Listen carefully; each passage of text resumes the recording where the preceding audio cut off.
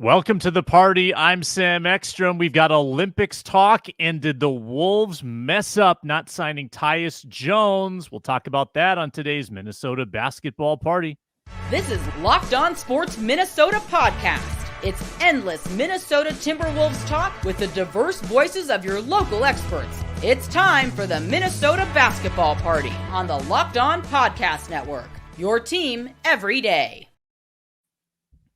Wolves talk every Wednesday on the Minnesota basketball party, even on the 31st of July. It's part of Locked On Sports Minnesota on the Locked On Podcast Network, your team every day. Thanks for making us your first listen today. For your second listen, check out Locked On Wolves with Ben Beacon, who's unfortunately not on the panel today, but Ben Beacon producing great daily Wolves content all offseason long. Check out his show, Locked On Wolves, and our show on his podcast feed, wherever you get your podcasts. Ant Edwards and Team USA in Olympic competition. Tyus Jones signs for peanuts in Phoenix. Why didn't the Wolves make that signing? There's some ownership updates. And at the end, we choose our best 3-on-3 Wolves team off the current roster in honor of the Olympic competition going on right now. Today's show is brought to you by FanDuel. You can make every moment more at FanDuel. And even though there's not as many sports going on right now as we want, you can still have a great summer at FanDuel. They're hooking up all customers with a boost or a bonus daily. That's right. Something new for everyone every day, all summer long. FanDuel.com to get started. Let's meet our slightly smaller panel today with our opening tip. What's up, Reggie Wilson, sports director at Care 11, and it is Anthony Edwards' time to shine today, baby. I'm Jack Borman, co-host of the Locked On Wolves postcast with my man Luke Inman, former editor-in-chief at Canis Hoopus, and I'm going to talk a little bit about why Captain L'America is giving us some core memories that I think we all have to appreciate while we're living them out, watching them in Paris. And I'm Sam Ekstrom, executive producer here at Locked On Sports Minnesota. So Team USA plays again today. Ant Edwards coming off the bench. He was not in the starting lineup in game one, a convincing win over Serbia. He scored 11, including a dazzling step through, like pivot, step through floater. It was awesome. Today against South Sudan, Team USA is favored by 28.5 at FanDuel after South Sudan literally almost beat them in the exhibition. So I don't know if they're expecting Team USA to turn on the Jets, just a different team now that the games count. I might be hammering South Sudan. I don't know about you guys, but Team USA, Ant Edwards, game 2 of Olympic competition. Let's just go to Reggie quickly here. What have you seen so far just in Team USA basketball? We had game 1 against Serbia, and now today, game 2. It's about the OGs, man. It's about the OGs. I'll let Jack get to Captain L'America, as he said. But what's been interesting is it's like, you know, there's this infusion of youth with the team to mix with some of the old heads, and it's still the old heads that are carrying the team through. You got LeBron doing what he did during all the exhibition games. And then game 1, Kevin Durant is like, hey, you know who I am. I'm Kevin Durant. You know who I am. And just a masterful performance from him. And it was so crazy. The discourse after the game wasn't about how dominant the U.S. was in that opening round win. It was Jason Tatum didn't play. Tyrese Halliburton didn't play.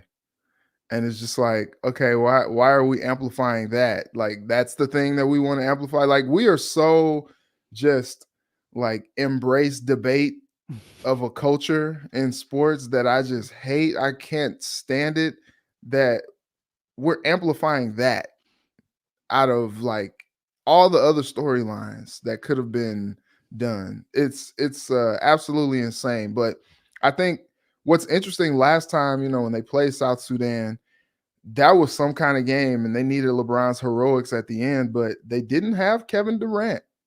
And I think I've kind of been down on Kevin Durant. I've looked at some of the games that he's had. He's just out there, like, sometimes it feels like he's just out there hooping, like he's just out there going through the motions. But the crazy part is Kevin Durant is still one of the best players in the world, like still one of the best scorers that the game has ever seen. And so we get to a game one like we saw and saw that he's still the Slim Reaper, like he's still the dude that can chop you up. And so I'm interested to see, paying off the tees, how Anthony Edwards continues to try to make his mark and make his impact. He has cracked the rotation over guys like Jason Tatum and Tyrese Halliburton, so obviously he means a lot to that team. He said he feels like he's the first option. But when you got the old heads on the team still doing what they do at a high level, sometimes it's just kind of hard to crack that first option label. And so I'm interested to see how much he's used by Steve Kerr. I think more of the guys will be used in this game just because I think South Sudan is a formidable opponent, as we saw in the exhibition. I don't know about that 28, Sam. I don't know about that one, but we'll see how this one plays out. And I'm interested to see how Anthony Edwards, kind of asserts himself to really make his mark and impact on the game today. Yeah, I mean, he's been super efficient when he's played really throughout the exhibitions and then even in that Serbia game. Jack, what do you got? Yeah, well, maybe because Jason Tatum's playing because he's so good, right, Sam? That's why they're favored by 28.5. That was my favorite part. That was one of my favorite parts of the game was Jason Tatum getting a DNP CD. That was fantastic. One other negative point to get out the way. If I see Joel Embiid in the starting lineup again against South Sudan, I'm going to have a panic attack. Yes. That was a horrific effort from Joel Embiid. Miss shots all you want. Like, that's fine. Miss shots, like have a couple fouls because you're going up against Jokic. He's probably the best player, in the world on any given game. But like, he looked like he did not want to be there. And he keeps talking about how proud he is to be an American, how proud he is to represent the United States of America.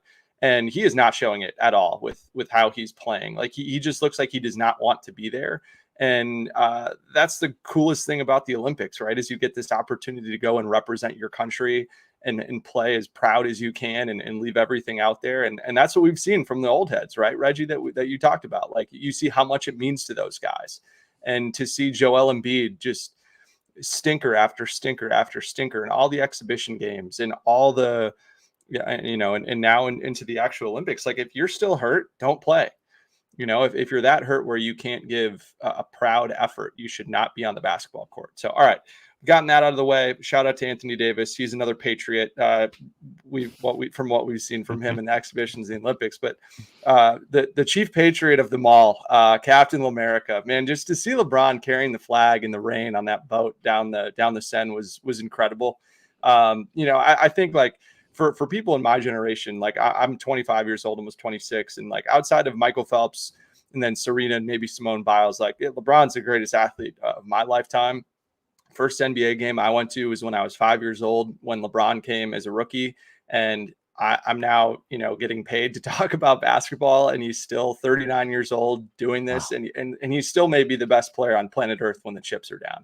And just to see him embrace being a leader that everybody looks to, and to see him play point guard the way that he's been playing point guard, just getting everybody involved, making sure everybody's in the game, and just dominating in the half court has been awesome. And to see him take that up another level when, the stakes of the game rise and it gets to be that second half, that fourth quarter.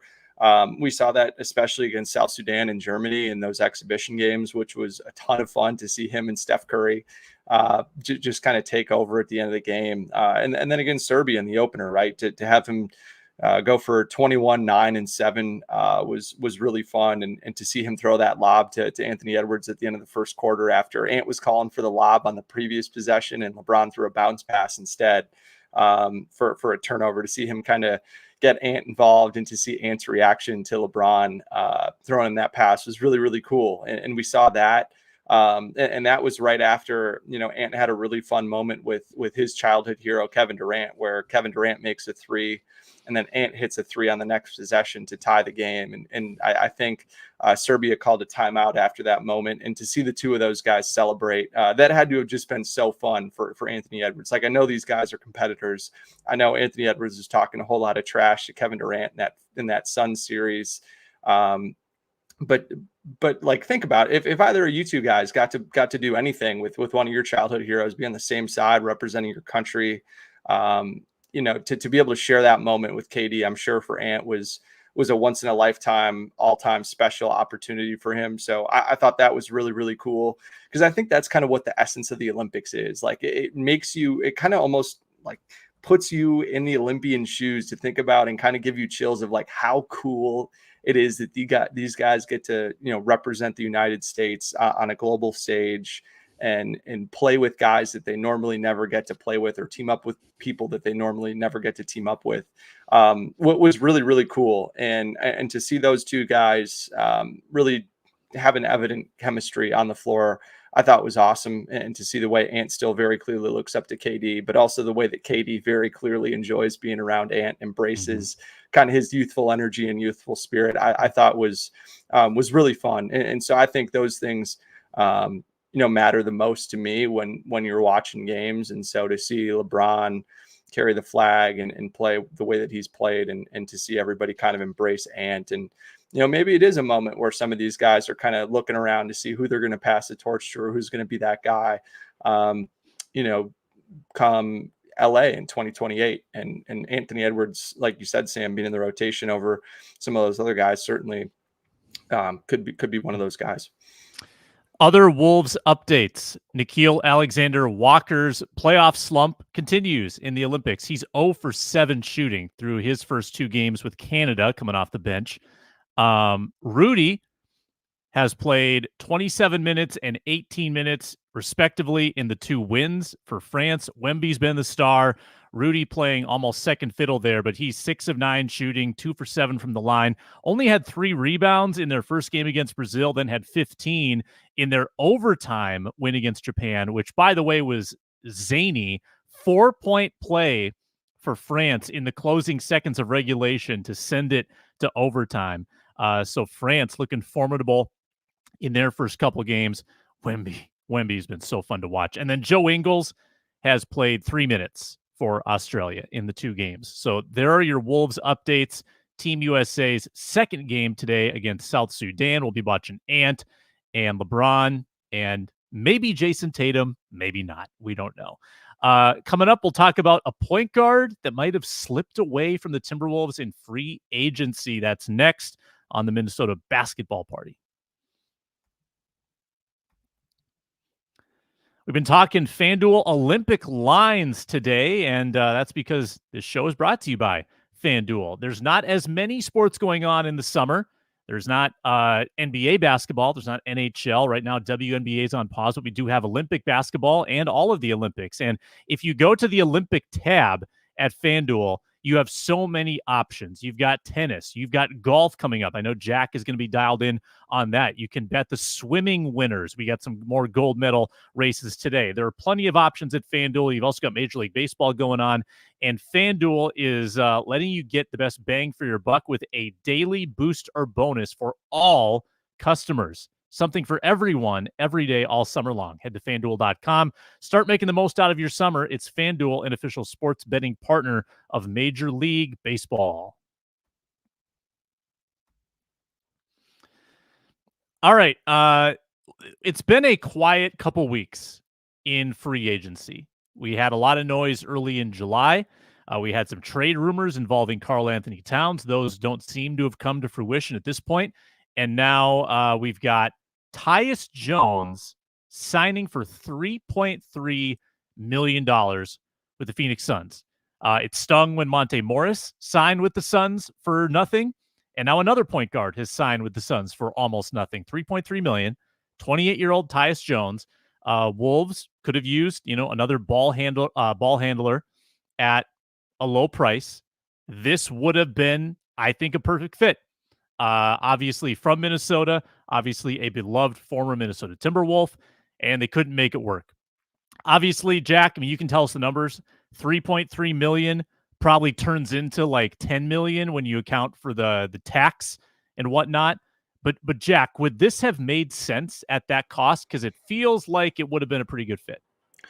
Yeah, I might actually zag a little bit here, Sam. Like, okay. I love Tyus. I've known Ty, like I met Tyus when I was in high school. His aunt was the athletic director at my high school.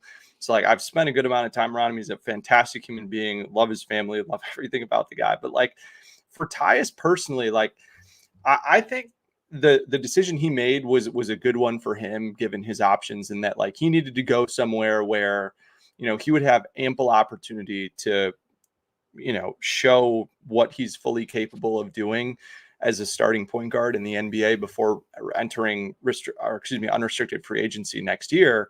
And I just think that like Phoenix is a great opportunity for him, in that he's going to be the starter there. He's going to be, you know, playing on a team where their biggest need was that they probably their biggest need was that they didn't have a table setting point guard, right? They kind of relied on Bradley Beal and Devin Booker to get them into a lot of stuff, and it just didn't work very well, as we saw in the playoffs against the Timberwolves defense.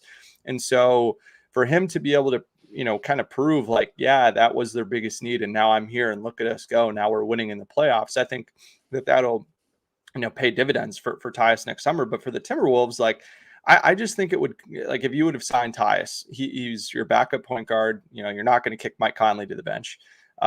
It would have cut into their ability to develop Rob Dillingham on the floor. I think for someone like Rob, the quickest way for him to develop is to be in the game and see NBA reps. And his best skill, which is probably perimeter scoring off the dribble, is probably the team's biggest need right now, given what we saw from them in the playoffs. Them just not having another guy besides Anthony Edwards, really, who could create his own shot from the perimeter was a huge weakness, especially that was on full display against the Mavericks in the Western Conference Finals. And so I think the Timberwolves need Rob Dillingham to progress as quickly as possible if they want to make a meaningful improvement upon, you know, their team from last season.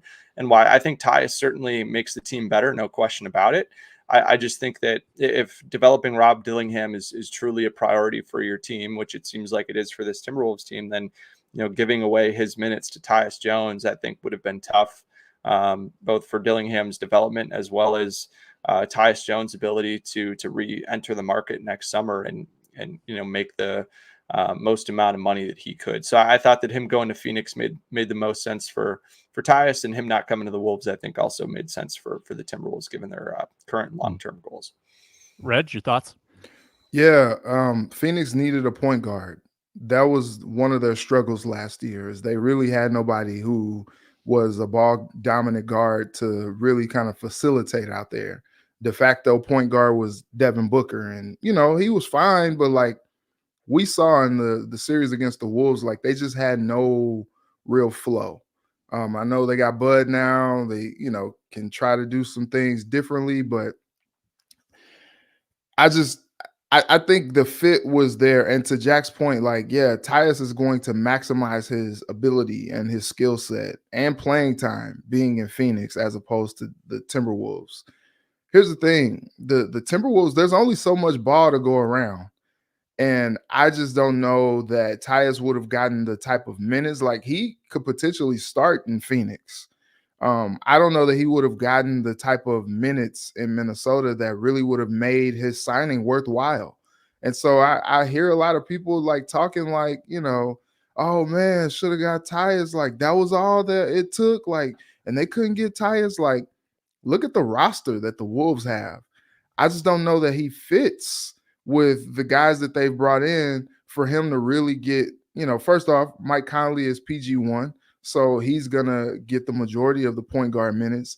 And to Jack's point, like they are trying to develop Rob Dillingham. I saw a video of Rob hooping with some of the old heads, and he was giving them work. I was just like, dang, this dude's going to be good. Like, I think, you know, Klay Thompson was out there getting cooked by Rob. Like, that was a sight to see. I think Michael Grady reposted on his Instagram story, him cooking, just, you know, pickup game.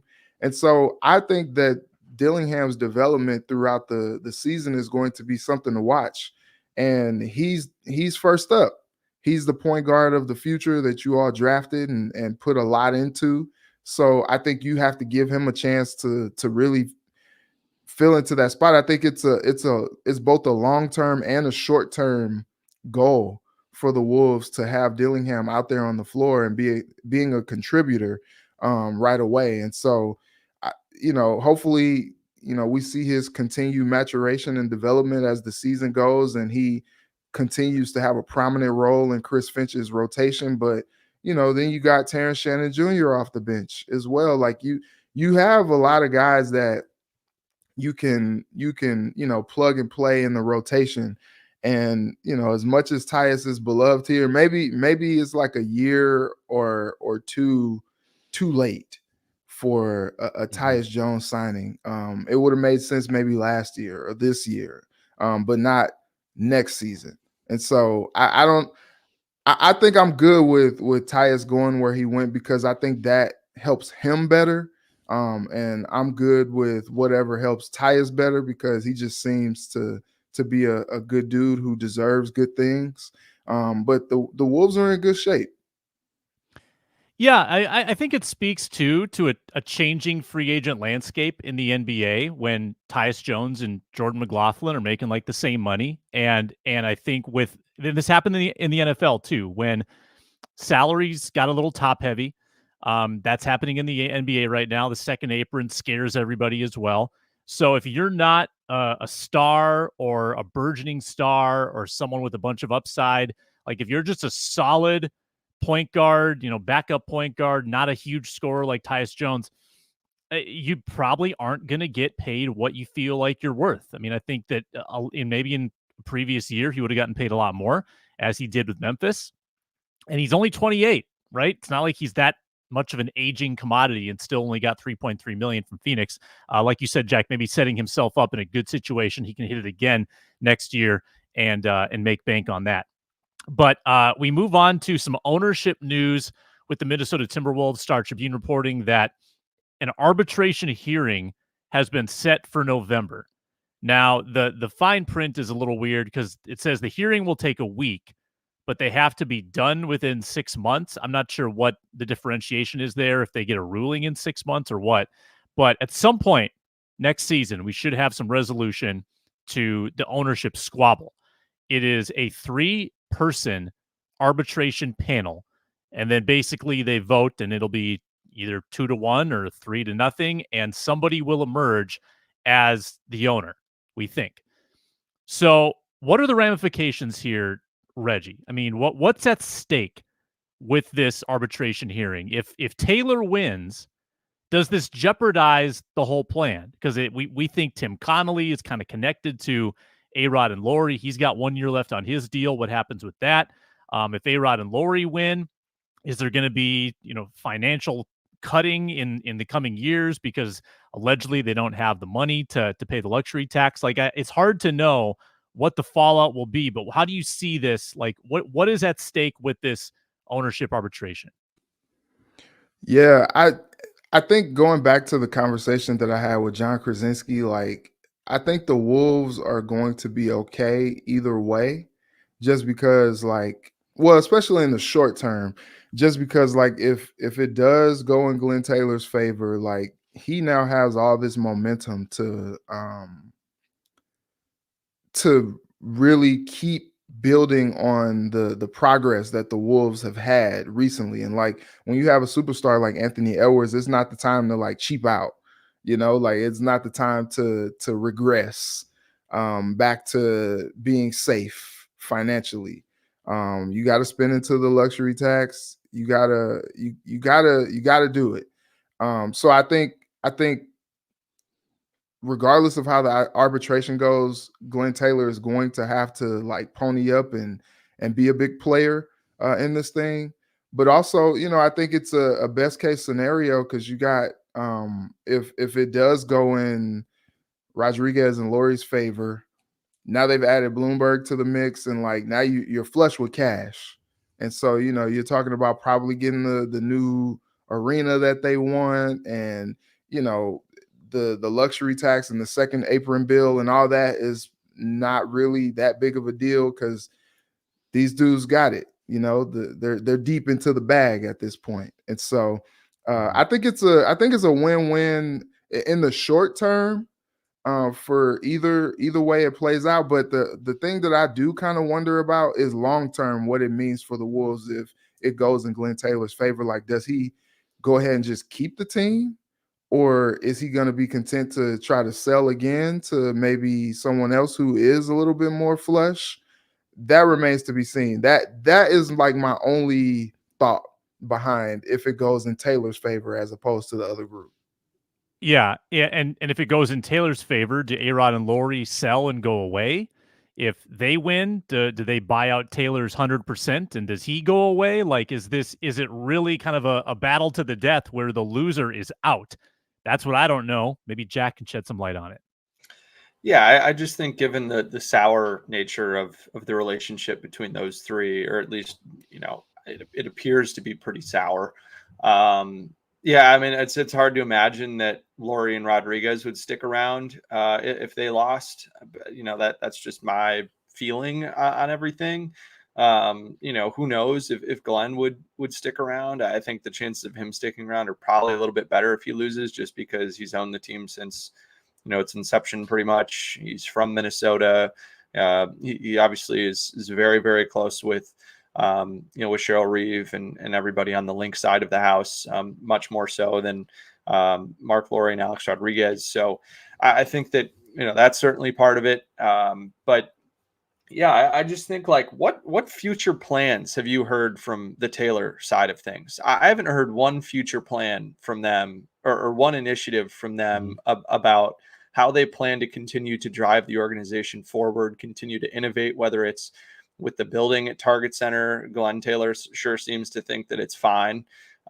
When, I was just in Dallas for the Western Conference Finals, and let me tell you, that building is way, way, way nicer than Target Center. I'm sure John or all the other guys that travel around all these other arenas could contextualize that better than me. But I mean, that really opened my eyes to just like how far behind the Timberwolves are in that respect. And that's not that new of an arena either, right? I mean, no, and they just made some renovations to it, but again, that's just like, I think, meeting the bare minimum there for what you need to have for an NBA arena.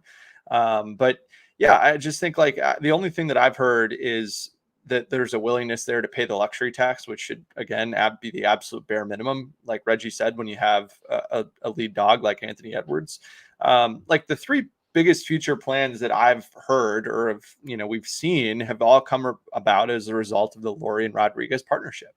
Like, you think about Tim Connolly. Tim Connolly signed a 1-year extension to kick that option to post arbitration. That's like the most, I think that screams to everybody that, like, he does not want to commit to working for Glenn Taylor long-term, and that he came here because of Mark Lori and Alex Rodriguez, and that Glenn Taylor just signs his checks. Like, Glenn Taylor was not in on the whole going after Tim Connolly thing. He said that people like Tim Connolly don't come here, and Tim Connolly's been here and look what he's done. And then beyond that, Reg said with the Michael Bloomberg, addition to that ownership group, like, he's going to help finance everything that they've got going on, and chief among them being plans for a privately funded new arena that could open as early as 2031, which again was courtesy of John Krasinski at The Athletic. And Bloomberg also has, New York City connections, as is Alex Rodriguez, to the Yes Network. And that news came about as a result of, the news about the Wolves trying to build a new regional sports network that could replace Bally Sports North. And I think fans who have been trying to watch the Timberwolves, the Lynx, the Twins, the Wild, the Loons could all tell you that they hate Bally Sports North. They hate Diamond Sports Group, and they want anything else to, show, the Michael Grady's and Jim Petersons and Corey Provus's and all the great folks that work for Bally Sport, or work, I guess, are broadcasters on Bally Sports North, because they certainly don't deserve it. All the, comments that come their way when it's very clearly has nothing to do with them. But I just think that, like, you'd lose so much of the, I guess, progress that we're hearing about if Glenn Taylor were to win the arbitration. And, again, like the whole Bloomberg coming on thing, like, I think I said this when the news first dropped, but I'll say it again. Like, do you really think Michael Bloomberg, one of the richest people on planet Earth, would have been like, yeah, I'll join your group if he thought that there was a good chance that they were going to lose the arbitration? Like, I just struggle to see why he would get involved with something that he felt wasn't going to, win an arbitration hearing like that. So we'll see. But yeah, hopefully it'll be something that comes sooner rather than later, so Timberwolves fans can just focus on basketball, which is what I think we'd all love to do. Yeah, I mean, there's a good chance that this news will interrupt the season. I mean, this will be big news mid-season, probably early in the season, and we'll kind of have a resolution. And I've always been confused why this isn't more cut and dried. You allegedly had a contract. You had allegedly a 90-day extension that should have been triggered, and Glenn Taylor says, no, it's void. So I've always thought that this heavily leaned A-Rod and Lori's way, unless they're BSing about what the contract actually said.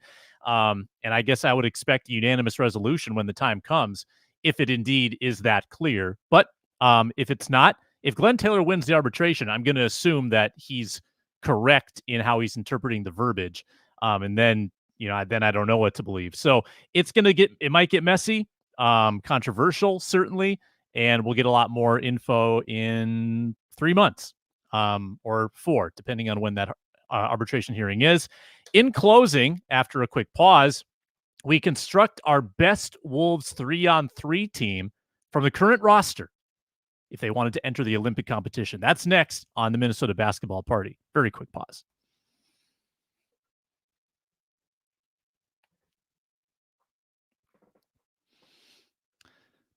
All right. Olympic 3-on-3 basketball. Very fun to watch. U.S. women actually upset by Germany yesterday. But what would your Wolves team be? If you were picking 3 off the current roster, I think Ant is locked in. All right. Next to Ant, who are your other 2 dudes that you're putting on your 3-on-3 roster? Reggie, take a crack at it. I wrestled with this. I did. Because you and I and Ron, we did ours with just all-time Wolves. Yeah. Man, I wrestle with this. So, okay, Ann is a lock. And to me, Cat is a lock for Cat's ability to go inside and outside. Okay. That third, it's tough because you got a couple defensive-minded dudes. Yeah, Jaden and Rudy, but when it's 3-on-3, it'd be nice if everybody could score. So 3-on-3 pickup type play. I think for my third, you got to go. Okay. Hear me out. Rob Dillingham. I think it's just because of what we saw in that video. Like, I think his type of game is like made for a 3-on-3 type of a game. Like, he's the dude who can go get a bucket. He's the dude that can distribute to the other guys who are there as well. Like, Anna's gonna go get his. You got 2 guys who can score and another guy who you can, if Dillingham wants to drive the lane, kick it out to Cat. Cat's, spot up 3. Or if Cat wants to put it on the floor, there's not as much traffic as a 5-on-5 game. Like, Cat could eat as well. I think a lineup of Dilly with Ant and Cat is lethal. Give it to me. Book it. All right. Okay. My third is going to be different, but I'm not going to spoil it yet. Let's hear what Jack says. So I actually went off the assumption that Anthony Edwards would not be available because he would be playing with the 5-on-5 team. So mix it up then, Jack. So I did not have Anthony Edwards on my team. Number 1, I had Naz Reid. So I've watched a decent amount of 3-on-3, and it is so fast paced. It is really physical, and there's a lot of switching, and there's just like a lot of chaos that goes on, and it's very quick, and you've just got to kind of balls to the wall it for 15 minutes. That's how long the game is. And I think Naz fits kind of perfectly in that. He's just kind of like a guy that operates amazingly in the midst of chaos and just makes all these crazy fun highlight plays. And we saw that he's become much more switchable. Like, his defense, I think his ability to not get knocked off his spot and while also being able to stick with some of the smaller, quicker guys, and his ability to defend the rim, I think makes him a good fit. And he also kind of has some Rob Dillingham isolation scoring abilities, which is what you want. And I went with him over Cat just because I thought defensively he would be a little bit better. Like the drop off from Nas to Cat defensively is probably a little bit bigger than the drop off from Cat to Nas offensively. Then I went Jaden McDaniels with my next one. So I just think Jaden's ability to switch and defend the rim is key. I think he's kind of got the quickness and the length that you want to offensively. You know, there's a lot of cutting that goes on. And I think, you know, having someone like Jaden to be able to use that way is huge. I also think that, you know, there, like you said, there's less traffic, right? So it's a little bit easier to dribble. You don't have to worry as much about getting caught up into spacing, which I think Jaden has struggled with a little bit offensively. So it mitigates a little bit of that.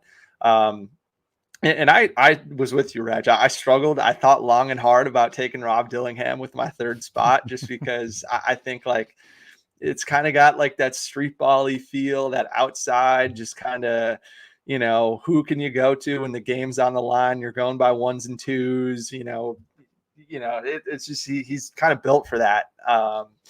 But I went with Nickeil Alexander-Walker for my third spot. And the reason I did this is because I think that you just need, as much as you want someone like Rob Dillingham that can kind of go get his offensively, you kind of want a guy that's ready to like, roll up his shorts, slap the floor, and just kind of clear out for me defensively. And that's kind of what I get with Nickeil. And I think the way that you could see his just like eyes wide, like I'm ready to go defensive intensity for a 15-minute game. Like we saw the moments of it against the Nuggets in spurts. I think to see that in 3-on-3 would be incredible. And I think he's kind of got a good enough mix of passing and being able to finish with either hand that you need a lot more in 3-on-3 than you do in the NBA. I don't think you'd see a whole lot of perimeter shooting. That's not something that you see a ton of in 3-on-3 relative to the NBA. So I think, being able to get him going downhill, seeing a little bit more of the floaters, his length, finishing at the rim. That's the three that I rolled out with. So I know we might have some disagreements there, but I thought that was a fun exercise to just kind of think through, who you got and what side of the floor you want to kind of prioritize. I'm not mad. I'm not mad at that team, Jack. Honestly, yeah, you got some dudes that you think about, like just in terms of just guys being hoopers, and you pick three hoopers, like dudes that they can go out there and just get you some buckets. They can go out there and ball up, defend. Like, I'm not mad at that. Yeah, I mean, Nickeil hasn't hit a shot since like March, but other than that, it's a good team. I went Ant, Cat, Nas. I did have Ant in my universe. Ant is on this team. Nas would be like my number 2 preferred behind Ant, and then Cat would be my third guy. I just like Nas's handle, his ability to get off any shot, whether it's at the rim or beyond the arc, and I think he's a little more athletic than Cat in this scenario. But I mean, Cat and Nas, you're playing really big with a couple guys that could not only score at the rim, but also if Ant wants to put his head down and go to the rim, he's got a couple outlets on the perimeter that can shoot the three. Some big dudes that are like pretty unguardable in terms of like just getting off their shot whenever they need to. I like that. So I'd go with the Ant, Cat, Nas lineup. 3 different lineups for our 3-on-3 team in the Olympics. I would also like to add, Sam. Mm-hmm. Imagine Jaden McDaniels just like talking crap to like guys who have no clue what he's saying. He's just like saying reckless stuff to these guys from like Serbia or like Italy who just have no idea what he's saying. I think would be very fun to watch. Yeah, fantastic. You've got your team's tough, Jack. I mean, with Nickeil and Jaden on that team, they're going to be tough and they're going to wear you down. That's for sure. That'd be a lot of fun. Check us out every week, every Wednesday. We do this Minnesota Basketball Party. We are live. We are on demand. We're on audio, Locked On Wolves, where Ben Beacon also produces daily content.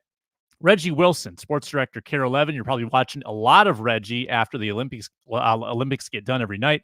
Jack Borman, the postcasts during the season with Luke Inman.